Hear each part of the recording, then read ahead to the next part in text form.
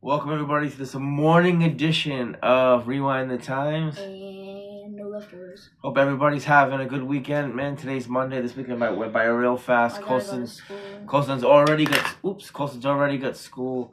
I mean, after a while, because I had school on Monday, and I had school on Tuesday, but I didn't go. So I pretty much had Tuesday, Wednesday, Thursday, Friday off. It goes by too fast, man. I just came in for Colson. I came into when Colson lives here, and when Colson in the summertime, because Colson's here every other weekend. It goes by it goes by a little bit slower because he's here.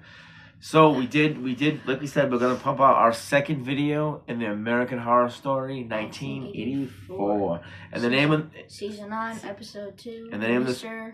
Jingles. The name of one is Mr. Jingles. So okay, so how this episode starts off is Hopple. No, that's not Hopper. It's Hopple. Hopple. I checked.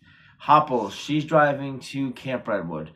The rain is still coming down, and that's what I love about this episode too. That's what I love about all the episodes. They all have rain in it pretty much. So she's driving to Camp Redwood because she wants to tell Margaret, because she found in Benjamin Richter's Mr. Jingles' room, she found a clipping that they were reopening Camp Redwood, and Margaret is the one that's reopening it. So she tries calling, but she can't call because the phone lines are supposedly down. So anyway, she drives up to Camp Redwood to tell Margaret that, listen, Benjamin's coming after you, and she's like, so you must stop the reopening of this camp. And she goes, no, I won't do it at all. And she pulls out a gun, and she's like, this is how I'm going to handle it, pretty much. And it's a really quick scene. She's like, okay then, and she gets in her car and she drives away. And as she's driving away, she gets a flat tire, and just her luck, a tow truck pulls up. But who is it really close to? It's Mr. Jingles. It's Mr. Jingles.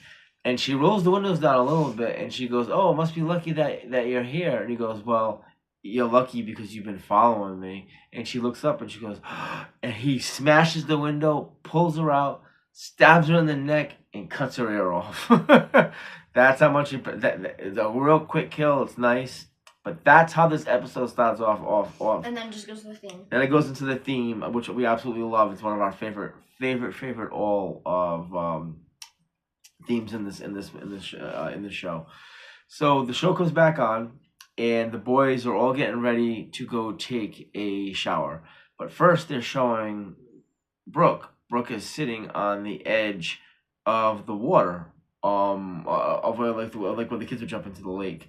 And she sees a body float by, and the body that floats by is Mrs. Hopple's body, the one that Benjamin just killed. So she screams and she gets up, and then, how did he get all the way over there in that much time? Probably threw her or something. We probably threw a body in the lake, and then the body just floated over there. It can float pretty good if there's a current. So anyways, she stands up and she looks, and it's a Night Stalker, and real quick she runs and she shoots by him. And she gets by him, and as she runs past him, she's screaming, and everybody is in everybody's in, like, I don't know what room it is, but it's just the room where all the guys where they all hang out. So she screams, and she runs in there, and she's like, I seen the body. It's Mr. Jingles, or it's the Night Stalker. She yells one of the two. She goes, there's a dead body in the water. They don't know. They don't believe her. So anyways, Margaret comes in, and Margaret's like, what's going on? What's this chaos? And she's telling Margaret what happened. And Margaret goes, you need to calm down. You need to get yourself together. Okay, guys, you guys need to take a shower. Boys take a shower at night, and the girls take a shower in the morning, right? Is that what it is? They said that in the first episode. Yep. when they came to the camp. And then, like, the boys scream because... Well, hold up. Well, so the boys are on their way. They walk towards the towel. They walk towards the showers. And as they're walking towards the shower, Xavier goes, what does Xavier say? He goes, oh, I gotta go back and get my beach towel. So when he goes back to get his beach towel, he goes, oh, save me some water. And Chet goes, save you some water, because the water is all on. Back in the day, that was also a saying in the 80s. Hey man, save me some water. That was just a saying back in the day. So anyways, Blake's walking back to the main room to get a towel, and out of nowhere, someone tackles him and pulls him in the car, and to find out it's actually his cousin. So that guy is his cousin, and what's his name? Blake. And he goes, "What the hell, Blake?" And he goes, "Only my friends call me that." He goes, "Okay, Daddy." The way he says it, it's so weird. And anyway, so Blake's trying to convince him to make another gay porno. He's like, "No, I don't want to do it." He goes, "Like, I want a real career. I don't want to do this. I want to do." Oh, I'm sorry, guys. Hold on one second. He's like, "I don't want to do that. I want to make a real career out of myself. I don't want to do something like that." He goes, like, "Well, you're gonna do it. I'm gonna make you do it, or I'm gonna show your friends and I'm gonna show your mom the movie you made." So he turns around and goes, "Listen, how about if I show you someone else? I'll show you a bigger star." And he's like, "Who?" And all of a sudden, they go to where the guys are taking a shower, and Blake is looking through a peephole. He's looking at Trevor and his big package. So Xavier sees that he's looking, and he walks away. And as he walks away, what happens? Mr. Jingle pulls like the spike and just stabs him through his eye. So right, yeah, right, well, right in the back of the head. Like, his like eye pops out and everything. It's actually a really good kill. Like, explodes. It's actually a really, really good kill. So, anyways, the boys are finished taking a shower. Blake gets killed. Xavier walks away, and then it cuts to the scene where Brooke is now sitting in the room, and she's talking to Montana. Saying the phone's ringing. Yeah, well, no, that was episode 1. They start talking. They start talking a little bit, and this is where you find out about Brooke's past. Because Brooke goes, "No one ever believes me. No one believes anything I ever say." And then all of a sudden it goes back to, and this is how it goes back to the day of Brooke getting married. She's getting married to Joey. She's telling Montana about this little story that she had, that in school she always was the first to do everything, and then this boy got everybody in the class to start hating her, start liking her. So she started pretending that she didn't know anything. And then she ended up falling in love with this guy, Joey. And the day at the wedding, the night before their wedding, Joey's best man came over to check on Brooke. And he ended up staying for a little while. And what ended up happening? He ended up getting killed. Joey goes, "You stayed a little bit." He goes, "Don't worry, you know you really want this." And he goes, "Is that what you said to her?" And he pulls out a gun. And he goes, "You don't deserve a white wedding." And he shoots Joey, he shoots Brooke's dad, and then he ends up shooting himself. And there's blood all over her dress. And as he's telling the story to Montana, Montana does this really weird thing. She like leans in and tries to kiss Brooke. It's just weird. So then after that, after Montana leans in to kiss Brooke, you hear the boys screaming. You hear Ray screaming. And why are they screaming? Because they found Blake's dead body. They found Blake's dead body, and they don't know who it is. Xavier's pretending they don't know who it is. They don't know who it is at all, and then they hear jingling. So as a group, they decide, let's get the hell out of here. Just split into groups. Yeah, they're like, oh, we gotta. Wait, no, they don't split into groups first. They run to the car. Yeah, they run to Xavier's van. Yeah, Yep. So they run to the van. They're like, let's get out of here. So they run to the van, and as they're driving, the nurse, what's her name? Do you remember nurse? We flew her name yesterday. Rita. Hey, awesome job, Nurse Rita. Good job, buddy. That's my son. Good job, man. Nurse Rita. Always coming through with the names, man. Nurse Rita kind of like walks in front of the car, and they swerve and they hit Mrs. Hopple's car.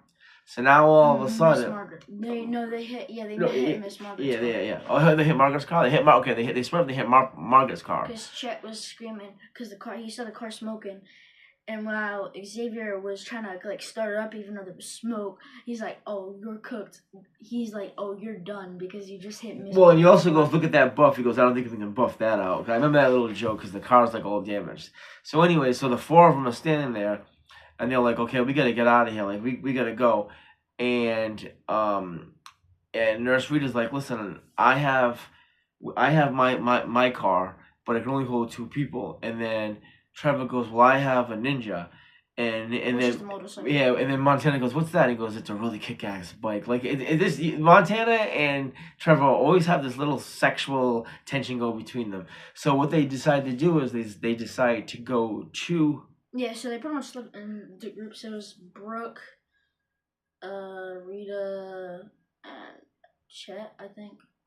No. Yeah, it was Chet, and then Ray, and then the other one was Trevor, Montana and Xavier. Yeah, they split up. They split up and they decided to go to groups to go get the keys. But so while they're doing that, it now turns to Margaret, and the Night Stalker's there.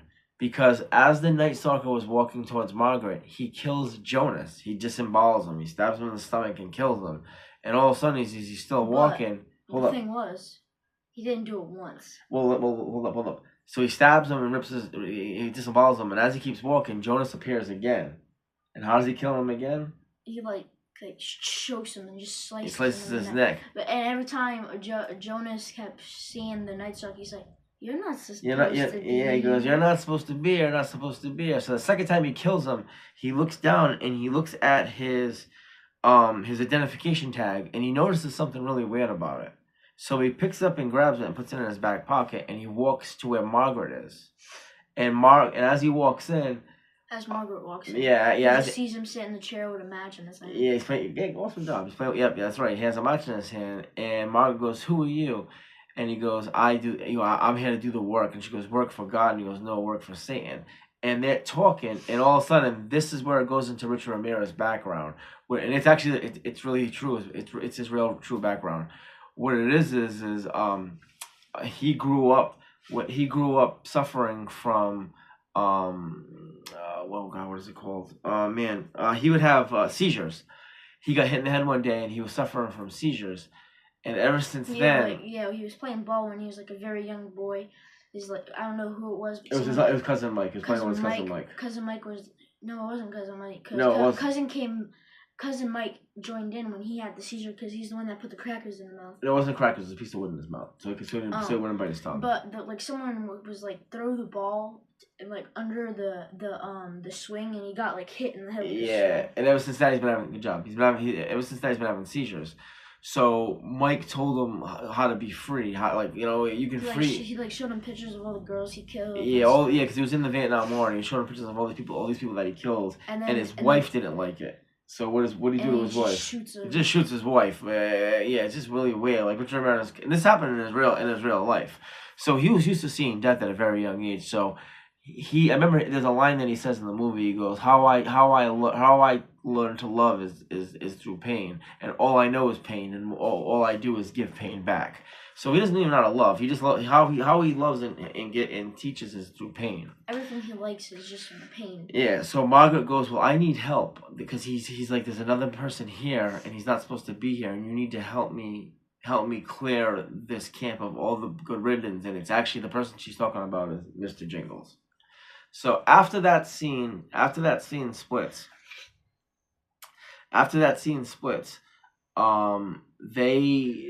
It shows the two groups split up, and they go looking for the keys. And as they're looking for the keys, Xavier, who's with Xavier again? Do you remember? Trevor and Montana. Yep. Okay. Xavier, they're in a cabin, and all of a sudden, someone starts banging from the front of the cabin, and then all of a sudden, before that happened, Xavier was like crying, and Montana and Trevor, it's happening at the same time. It's actually at the same time because he's also telling them that he actually knew who Blake was. Yeah. Someone just started banging. Well, that's all happening at the same time because as someone's banging in the front and in the back, Xavier starts crying, and he's like, "This is all my fault." And Montana goes, "What? No, it's not." And he goes, "No, it is. This is all my fault. If I didn't bring him here, and he's like, "What are you guys talking about?" He goes, "I knew him. I knew that guy. His name was Blake. I brought him here, and don't know why it's his fault. I mean, yeah, he brought Blake here, but the person banging on the front door and the person banging on the back, and who it is you can hear keys. It's Mr. Jingles. Mr. Jingles is, we think so. We'll talk about that in the next episode. So we hear banging, banging, banging, banging, and Xavier's crying, and all of a sudden the credits go, and that's it. That's the whole episode. It's a pretty quick episode. Oh no! It shows they're like them when someone's banging on the door, and then it goes back to Brooke, Rita, and Chet and Ray, and like someone's banging on that door too. Yeah, someone's banging on. Yes, yeah, that's right. But we'll talk about because I don't even have to watch the next episode because I know who's banging on. Yeah. We don't want to talk about it yet. So they as they split up, they're in one cabinet and then the other group's in another cabinet. And someone's banging on their cabinet, and then there's someone else banging on the other cabinet. And as they're talking, Xavier's crying, and then the credits cut up. It's a really good episode. It goes by kind of fast. What we find out in this episode is we find out the backstory of Richard Ramirez, which is really really true. How he pretty much the origin of how he became the Night Stalker. Okay, but so okay, so before we get into our favorite, so before we get into ranking this episode and our favorite kills, Colston, step on up. This was during the Black Friday holiday sale. I mean, Dad also got the shirt on. Yep, too. I got it on too. And what is it, Colston? Art the Clown. Turn so you can tell more. Art the Clown. It says Art. I love this shirt, man. I got it on myself too. It's just really cool looking. He's in the back alley and it just says Art. I just love it. It's just something very different about it. The trash bag. Someone this trash can. Dead bodies. Oh no, it's weapons. It's weapons. Oh yeah. That's what I love. That's what. Yeah, because when he went trick or treating, there was just weapons. Yeah, it's just all weapons in it. So I love this. Okay, Colston. So, episode 2, Mr. Jingles. What would you rank this episode? 1 out of 10. I'm gonna give it an 8.5. Okay, me. I actually really like this episode. I'm gonna give it a 10. Like I said before, the first 3 or 4 episodes are perfect for me. This is a great continuation of the first episode that we talked about yesterday. I love this episode. It has the backstory of Richard Ramirez and how he became the Night Stalker. You can start to see some. The thing about this episode that I like, you can start seeing some people's backgrounds are like some people are kind of shady. Brooke's a little shady. Why is Brooke shady for? Why is Ray always in a rush to always do anything? So you're starting to see some people show who they really are. So okay, Colston. Actually, yeah, I'll probably get Actually, a 9. Yeah, no, that's fair. No, I give it a 10. Like I said, I love the first 3 or 4 episodes. Okay, Colston, what's your favorite kill in this episode? It's actually really kind of hard. So let's talk about them. I'm gonna say Blake's. Blake's, okay, yeah, but yeah. So in this episode, there's Miss Hopple's kill. Yeah, and Blake. And then Blake's kill. Is that it? Yeah. So you know what? So out of the 2 kills, I'm gonna go to Hopple. I'm gonna go with the opposite. So we both have both kills. I'm gonna say Miss Hopple's kill is pretty cool. She gets a flat tire. She thinks the tow truck man is there to help her. Finds out it's not. It's Mr. Jingles. Rips her, smashes her window, pull out of the car, stabs her on the neck, and for good luck, tears your ear off. You want to know what that reminded me actually of? It actually reminded me of Jason because if there was 2 options, it was Michael Myers. You go downstairs to Michael Myers and go upstairs to Jason. If you pretty much go to Jason, you're done in like 10 seconds. Mm-hmm. Jason will just get it done, and that's pretty much what this kill was. Yeah, no. What do you mean to remind you? Like, what do you mean?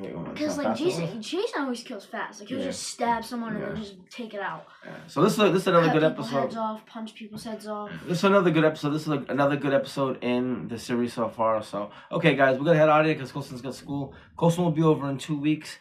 Next time Colston comes over, we're gonna go actually have pictures with Santa Claus, and we're definitely going to Spirit Christmas that day. I also want to show our decorations. I want to show a little bit of our decorations for Christmas because I do love decorations. That's another big thing. But we're gonna go to get pictures with Santa Claus at the mall. We're gonna go to Spirit Christmas, and then we're gonna do episodes 3 and 4. Do you know what the name of episode 3 is? Is it Slash Dancer? Slash Dance? I don't remember. I think episode 3 is called Slash Dance, so we'll see. We're gonna find out. We're gonna find out matter what. So how me and Colston are doing this is because there's only 9 episodes. We'll go through this pretty quick. We're gonna watch 2 episodes at a time and then give 2 reviews back-to-back reviews, and then at the end we're gonna review the whole series and talk about it as a whole. So okay, man, we're gonna head out of here, guys. We appreciate the uptake and comment down below your favorite American Horror Story season. Oh yeah, definitely. Yes, please. I'd love to hear that. And remember, guys, we also are. This is something we're gonna do no matter what. We were supposed to do it this weekend, but we are going to live stream. We are going to live stream the movie Thanksgiving. We are 100% going to maybe probably next time comes over, we'll probably do it on that Saturday. We are 100% gonna do it. We will leave a time. Because we live on the East Coast. We'll probably do it like around 5 or 6 o'clock on a Saturday because the movie's only like an hour and a half. So if we do it on a 5 o'clock or a 6 o'clock on a Saturday, that gives everybody enough time to get home. So stop doing that 6 hours. All right, man. Stop doing that. All right, listen, guys. Everybody, listen. Have a blessed rest of the week. Remember, God first and family, and make sure you like and subscribe. We'll see you in the next one. Take care, guys. Deuces. Peace, guys.